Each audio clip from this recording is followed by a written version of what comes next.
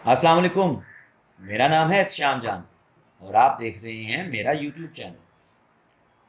नाज़रीन, political science के सिलसिले में 2 लेक्चर्स तो हम अपलोड कर ही चुके हैं और आप सब लोगों को मालूम है कि हम यहाँ दरियाए जेहलम के बिल्कुल किनारे पे कैसर अब्बास सियाल साहब के खूबसूरत गांव में आए हुए हैं और इनकी मेहरबानी कि इन्होंने जो है वो पॉलिटिकल साइंस पे क्वेश्चंस जो स्टूडेंट्स के हैं उनको एड्रेस करने की हामी भरी। कैसा, बहुत बहुत शुक्रिया, बड़ा मज़ा आया पहले 2 लेक्चर्स में। Sir most welcome. आज अब हम बात करने जा रहे हैं मैकेवली पे। जी।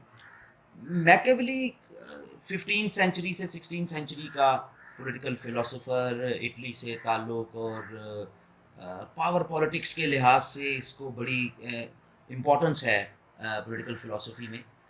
पास्ट पेपर्स में जो मैंने भी देखा और जो स्टूडेंट्स ने भी सवाल किया उसमें ये एक बड़ा इंपॉर्टेंट सवाल है that why it is considered as an apostle of power politics. ऐसा क्या है कि पावर पॉलिटिक्स आज तक जो उस आइडिया को जब हम स्टडी करते हैं, एनालाइज करते हैं, तो मैकेवलियन थॉट के बगैर नहीं कर सकते। ऐसा क्या है इसमें? बहुत अच्छा क्वेश्चन है और जाहिर है ये पास पेपर में भी बहुत ज़्यादा रिपीट हो रहा होता है। लेकिन इससे पहले हमें इटालियन जो एक स्टेट है उसको समझने की ज़रूरत है। इटली बेसिकली 5 मुख्तलिफ प्रिंसिपल रीजन्स के अंदर या ऑटोनमस रीजन्स के अंदर डिवाइडेड था और उसकी यूनिफिकेशन दरअसल बेसिक पर्पस था इटालियन थॉट के यहाँ कि किस तरीके से हम उस पूरे के पूरे जो इटली की रीजनरेशन है उससे उसको बचाकर उसको हम यूनिफाई कर सकते हैं। तो उस एतबार से जो तरीक़ाकार और जो भी एक लाहे अमल तैयार किया जा सकता है उसकी पावर कंसोलिडेशन के लिए, और जैसा कि इसकी जो शुरा आफाक बुक है दी प्रिंस, उसके अंदर इसने तमाम वो सजेशंस दरअसल दी हैं और वो सजेशंस ही उसका पूरे का पूरा पॉलिटिकल थॉट कहलाता है। अगर हम पावर पॉलिटिक्स के एतबार से देखें कि इसे अपोस्टल ऑफ पावर पॉलिटिक्स क्यों कहा जाता है, उसमें मेन जो चीज़ है कि हर चीज़ यानी तमाम डिसीजंस और तमाम तरह की जो फैक्टर्स हैं उनको एनालाइज करने के अंदर जो मेन चीज़ एक रोल प्ले करती है वो होगी पावर। यानी पावर का फिनोमेना जो जितना ज़्यादा इंडिविजुअल या दी प्रिंस या जो रूलर या जो एक उसका हुक्मरान है वो जितना ज़्यादा पावरफुल होगा उतना ज़्यादा उसको बेहतर अंदाज से चला सकता है। यानी एंड्स जस्टिफाई मीन्स, जैसे वो कहता है कि जो भी तरीक़ाकार जो भी वसाइल आप इस्तेमाल करते हैं, यानी स्टेट की एक बहुत ज़्यादा पावर या स्टेट का जो रोल है वो मैक्सिमलिस्ट रोल होना चाहिए उसकी तमाम स्टेट क्राफ्ट के अंदर। और इसमें फिर आप मोरालिटी को कैसे देखते हैं? मैकेवली के यहाँ क्या जो हमारी मज़हब जो मोरालिटी हमें सिखाता है या हमारे माशरे में जो मोरालिटी होती है, तो वो मैकेवली के यहाँ तो वो तो फिर मिसफिट हो गई फिर। नहीं, ऐसा नहीं है। मैकियावेली ने दरअसल क्या किया है कि ये एंटी रिलीजियस थॉट इसके बिल्कुल नहीं था। दरअसल इसने किया क्या है कि ethics is totally different from politics. The dictionary and the grammar of religion is totally different from the dictionary of the politics. Politics के अंदर अच्छा क्या है, पॉलिटिक्स के अंदर बुरा क्या है, एक रियासत को चलाने के लिए क्या चीज़ अच्छा और क्या चीज़ बुरी होती है, कौन सी चीज़ लेजिटिमेट है, कौन सी चीज़ जो है वो जिसको इस्तेमाल करना इंडिस्पेंसिबल है, वो सिर्फ ये करता है कि रिलीजन की और एथिक्स की जो डोमेन है वो अलग है। आप अपनी ज़ाती ज़िंदगी के अंदर बहुत ज़्यादा अच्छे हो सकते हैं, जैसा कि मैकियावेली था। ज़ाती ज़िंदगी के अंदर मैकियावेली बहुत ज़्यादा पैशनेट था, उसका attitude towards the lower एशलॉन्स of society बहुत अच्छा था। लेकिन जब वो स्टेट क्राफ्ट की तरफ आता है तो उसका ये ख्याल है कि स्टेट उस वक्त तक नहीं चल सकती जब तक आप उसको मोरालिटी और एथिकल स्टैंडर्ड्स और उन वैल्यूज़ की बुनियाद पर चलते हैं।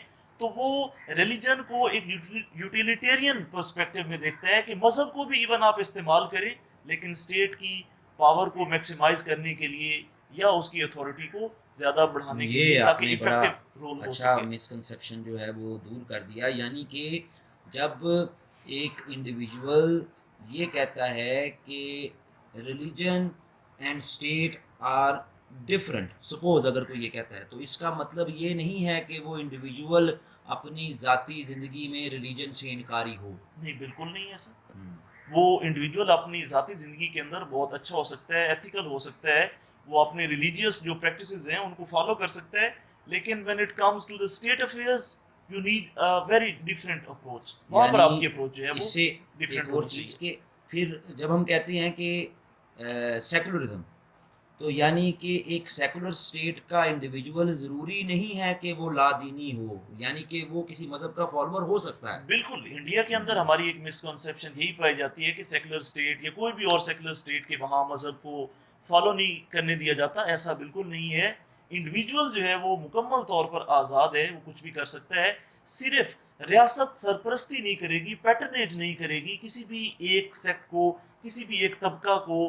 ہاں اب جب کہ مودی گورنمنٹ کر رہی ہے تو اب کہہ سکتے ہیں کہ وہ اس میں اس کی سیکولرزم جو ہے وہ انڈرمائن کی جا رہی ہے. اور ہمارے ہاں تو ایسا ہو نہیں سکتا کیونکہ ہم ایک ایگزیکٹلی اسلامی جمہوریہ ہیں، ہم ہمارا ایک علیحدہ اسلامی آئیڈیالوجی ہے، بالکل ہم ہمارا سیکولر اسٹیٹ ٹینڈنسی. ریلیجن ہے، ہم ایسا بالکل نہیں کر سکتے. ٹھیک ہو. اچھا دوسرا اس میں سوال جو پلیٹو سے سب نے سیکھا، ارسٹوٹل نے ماڈریشن کا درس دیا، یہ پاس پیپرز میں بھی دیکھا گیا اور کتابوں میں بھی دیکھا گیا، اس کو کہتے ہیں جی ماڈرن تھنکر. کیوں؟ ماڈرن تھنکر بیسیکلی اس لیے کہا جاتا ہے اس کی ریلیونسی کی وجہ سے اوکے. کہ اڈیپٹیبلٹی بہت زیادہ ہے. یہ جو ٹائم کی مختلف چینجز ہیں اس کے ساتھ ہی جو اس کی فلسفی کے مختلف فیچرز ہیں، جو ایڈوائسز یہ دراصل اس پرنس کو دیتا ہے سیزر بورجیا، جس کو یہ آئیڈیلائز کر کے وہ ساری تمام کی تمام جو ہے وہ ایڈوائسز دیتا ہے.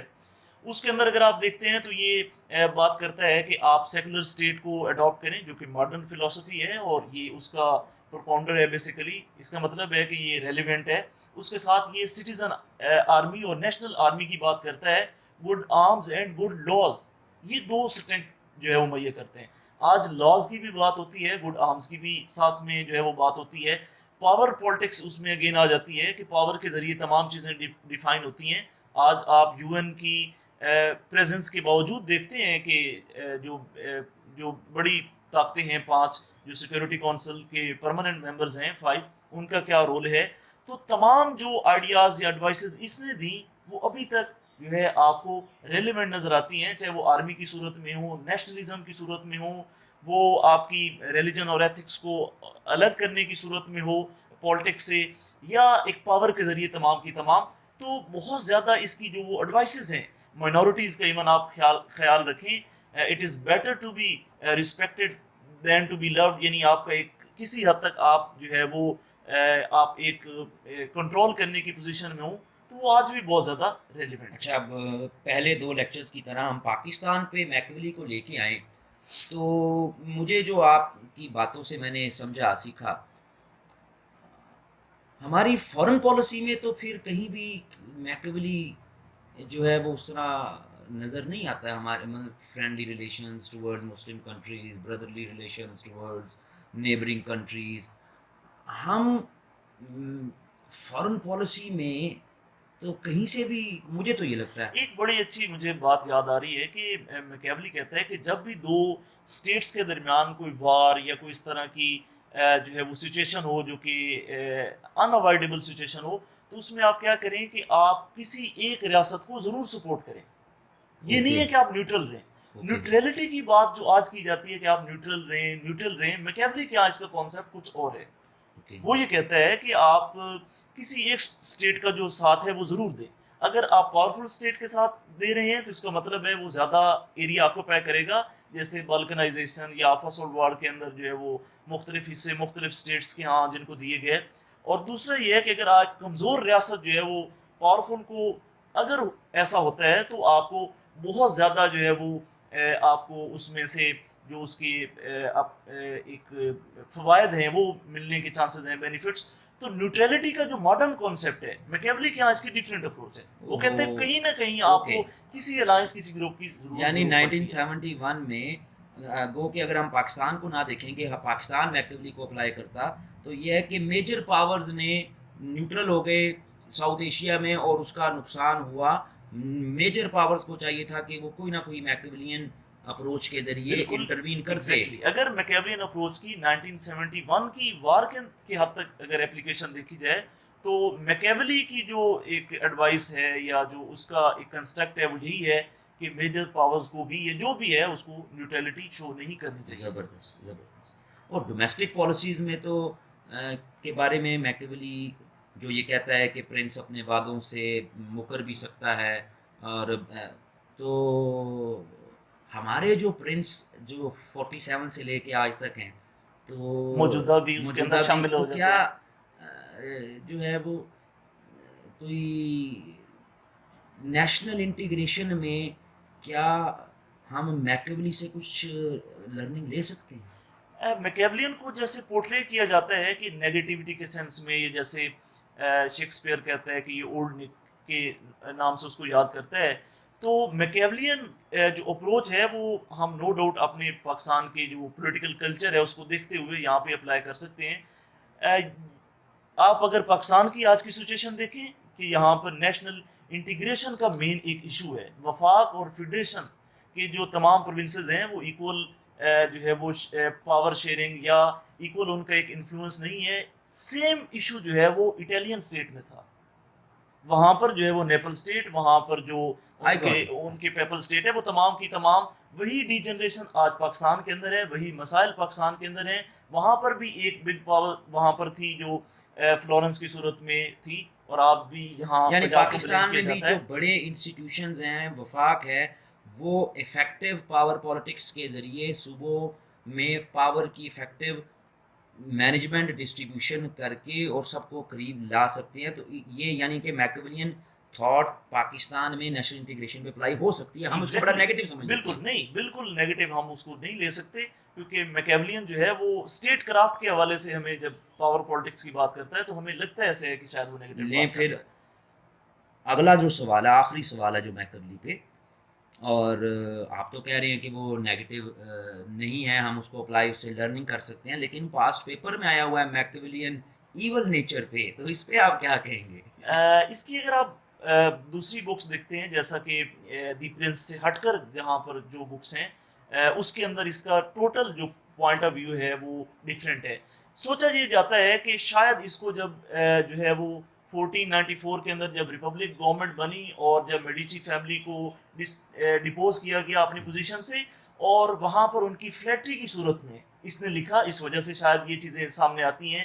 یا دوسرا یہ بھی کہا جاتا ہے کہ یہ بہت حد تک ایک قسم کی تنقید کے طور پر وہ ایک لے رہا ہے، وہ اس کو ایک سٹائریکل انداز دا کے اندر پرنس لکھ کو، رہا ہے، دی پرنس کو. ہاں یہ میں کیونکہ نے بھی ایک جگہ پڑھا کہ دا پرنس جب جیل میں تھا جی تو تب اس نے لکھی، اور یہ کہا جاتا ہے کہ شاید اس میں سٹائر بھی ہو. سٹائر بھی ہو، اور یہ بہت بڑا سٹائرسٹ تھا ہاں اپنے ٹائم پیریڈ کا، ٹھیک. اس وجہ سے. اور جب آپ اس کی پریکٹیکل لائف اور اپنی انڈیویجول اس کی پرسنل لائف کو دیکھتے ہیں، وہاں پر کہیں پر بھی یہ اپنے وعدوں کو توڑتا ہوا یا کسی بھی جو ہے وہ انڈیویجول کے ساتھ اس طرح کی اپروچ نہیں اپناتا.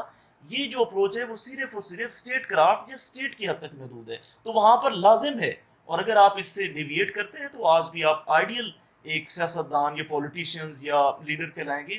آپ کو ورلڈ جو ہے وہ اس کے ڈائنامکس کو سمجھنے کے لیے میکیولین کو سمجھنا بہت ضروری ہے. اچھا ایک آخری بات میکیولی سے ہٹ کے، پولیٹیکل سائنس کے پیپر میں یہ جیسے فلاسفرز اسپیلنگ جو ہو گئے، روسو، مونٹیسک، پھر میکیولی، کیا پولیٹیکل سائنس کا ایگزامینر ان اسپیلنگ مسٹیک پہ درگزر کر دے گا، یا وہ چاہے گا کہ یہ اسپیلنگ جو ہیں وہ ایٹ لیسٹ پولیٹیکل فلاسفرز یا کانسیپٹس کے وہ ٹھیک ہونے چاہیے؟ سر جہاں تک بات ہے کہ ایک میجر جو ہر ایک سبجیکٹ کے جارگنز ہوتے ہیں یا اس کی کچھ میجر جو ٹرمز ہوتی ہیں، کم از کم ان کو اگر آپ غلط لکھتے ہیں تو وہ آپ اس پہ پھر ایگزامینر بالکل اس میں آپ کے مارکس جو ہے وہ ڈیڈکٹ کرے گا. جہاں تک کچھ میجر اس کے پوائنٹس ہیں ان کو آپ کو کریکٹ لکھنا انتہائی لازم ہے. جہاں تک لینگویج کی ایکسپریشن کی بات ہے، وہاں پر اگر آپ اس سے کچھ جو ہے وہ مختلف چیزیں لکھتے ہیں یا کہیں غلطی ہوتی ہے تو وہ ظاہر ہے اس سے لیکن اسپیلنگ ٹھیک لکھنے چاہیے، یعنی کہ ظاہر ہے اسپیلنگ. اسپیلنگز کی مسٹیک جو ہے وہ پولیٹیکل تھنکرز میں بھی ایون قبول نہیں ہے. تھینک یو سو مچ جی، تھینک یو سو مچ. بڑی اچھی ڈسکشن رہی، اور اگین وہی کہ پاکستان پر ہر پولیٹیکل فلاسفر کی ہم ساتھ اپلیکیشن دیکھ رہے ہیں. اور کیسر باز سے آپ میرے جو یکدم اچانک سے جو یہ بیچ میں پاکستان کی اپلیکیشن کو لے کے آتا ہوں تو اس پہ جو ہے وہ بڑا زبردست آپ کا جو ہے وہ ویو آتا ہے جی. اور اگلے ہم لیکچر سیریز میں یہ اس کو کنٹینیو رہے گی. آگے جو ہم اب جا رہے ہیں جی وہ ہوں گے ہمارے کنٹریکچولسٹ. ہم لاک پہ بات کریں گے، ہابس پہ کریں گے، روسو پہ کریں گے، اس کے بعد آگے پھر ہیگل، مارکس، اور اگر ہمیں وقت ملا تو ہم مسلم پولیٹیکل فلاسفرز کو بھی کیسر صاحب کے ساتھ ڈسکس کریں گے. اگلے لیکچر کا انتظار کیجیے گا. شکریہ.